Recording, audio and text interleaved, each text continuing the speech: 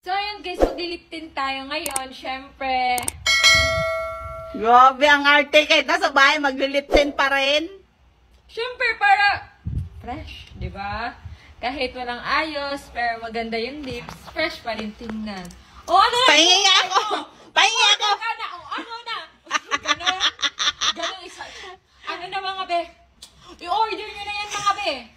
Pakita mo kung anong orderin nila. Ipakita mo. Prestige International Lip Tint. Andyan, nasa yellow basket, 98 pesos lang. 4 na. Diba? Sige nga, makapag-check out na rin. Mag-check out na rin ako niyan. So, order na kayo guys. Biglang naging smooth. Order na kayo guys. Check out na kayo niyan. 4 pieces. For only 98 pesos.